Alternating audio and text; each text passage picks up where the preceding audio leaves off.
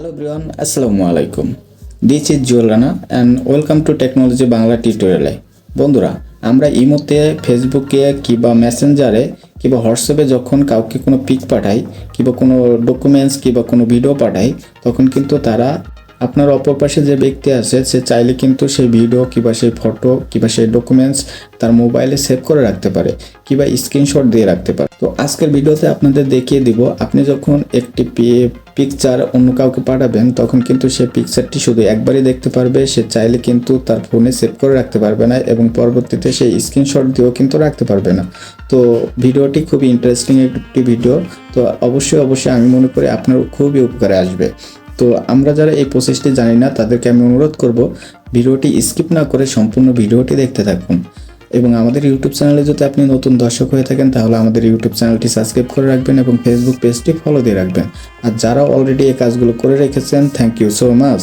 আর ভিডিওটি দেখে যদি ভালো লাগে লাইক মাস্ট। তো চলুন আর কথা না বাড়াই, চলে যাই মূল ভিডিওতে।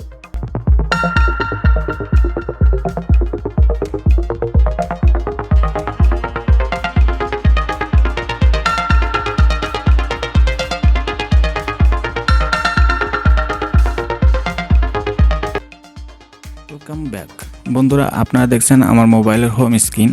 তো আপনাদের এই কাজটি করার জন্য প্রথমে চলে যেতে হবে প্লে স্টোরে। তো প্লে স্টোরে গিয়ে আপনি এখানে দেখুন সার্চ বার আছে, সার্চ বারে লিখবেন হোয়াটসঅ্যাপ। আমি যখন হোয়াটসঅ্যাপ লিখব, হোয়াটসঅ্যাপ লেখার পর দেখুন হোয়াটসঅ্যাপটি আমার সামনে শো করছে। তো এখানে দেখুন অ্যাকচুয়ালি ওপেন লেখা দেখানো আছে। তো আপনার যদি এখানে আপডেট লেখা থাকে তাহলে কিন্তু আপনি অ্যাট ফার্স্ট আপডেট করে নেবেন। আপডেট না করলে কিন্তু আমি যে অপশনটি দেখাবো এই অপশনটি আপনার হোয়াটসঅ্যাপে পাবেন না। তো আপনাকে সর্বপ্রথম আপনার হোয়াটসঅ্যাপটি আপডেট করে নিতে হবে। বন্ধুরা, আপডেট করে নেওয়ার পর তারপর আপনি এই কাজগুলো করবেন।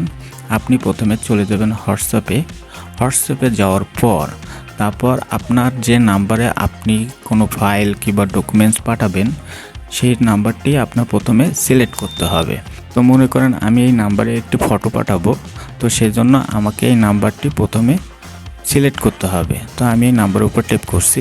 টেপ করার পর আপনাকে এরকম একটি ইন্টারপেজে নিয়ে আসবে। তো এখান থেকে দেখুন উপরে একটি মেসেজ নামের একটি অপশন আছে, আপনি এখানে টেপ করবেন। এখানে টেপ করার পর আপনার সামনে এরকম একটা ইন্টারপেজ নিয়ে আসবে। তো এখান থেকে আপনাকে যেটা করতে হবে, আপনি যে ফটোটি পাঠাবেন সেটা প্রথমে এখানে আনতে হবে। তো তার জন্য আপনি এখানে টেপ করবেন। এখানে টেপ করার পর দেখুন আপনাকে এরকম একটা ইন্টারপেজে নিয়ে আসবে।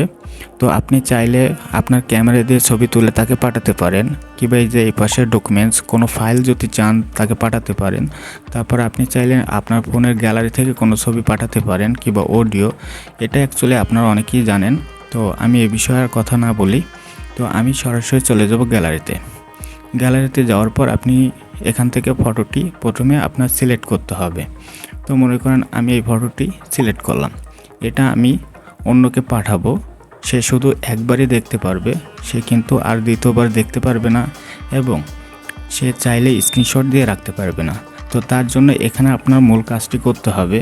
তো দেখুন এখানে আপনি যখন এই ফটোটি সিলেক্ট করবেন তখন আপনার এই পাশে কিন্তু একটি অপশন দেখা যাচ্ছে, এখানে কিন্তু এক এবং পাশে কিছু ফটো ডট দেওয়া আছে। তো আপনি যদি এখানে টেপ করেন তাহলে কিন্তু এটা সরাসরি সাদা করে এক লেখা দেখাচ্ছে। তো এটার মানে হচ্ছে এই ফটোটা আপনি যখন অন্য কাউকে পাঠাবেন তখন কিন্তু সে যখন দেখবে তখন শুধু একবারই দেখতে পারবে, দ্বিতীয়বার কিন্তু সে আর চাইলে পারবে না দেখতে। ইভেন এই ফটোটা যখন আপনি পাঠাবেন তখন সে চাইলে আর মোবাইল থেকে স্ক্রিনশট দিয়েও রাখতে পারবে না। তো এটা অ্যাকচুয়ালি আমাদের জন্য খুবই সেফটি একটি বিষয়। তো ভিডিওটি অবশ্যই আমি মনে করি আপনার উপকারে আসবে। তো ভিডিওটি যদি আপনার হেল্পফুল মনে হয় কিংবা আপনার উপকারে আসে তাহলে ভিডিওটা অবশ্যই লাইক করে দিবেন, কমেন্ট করে আপনার মতামত জানাবেন এবং শেয়ার করে আপনার বন্ধুদের দেখার সুযোগ করে দিবেন। সো আজকে বিদায় নিচ্ছি, সেই পর্যন্ত সকলে ভালো থাকবেন, সুস্থ থাকবেন। দেখা হবে নেক্সট কোনো ভিডিওতে। আল্লাহ হাফেজ।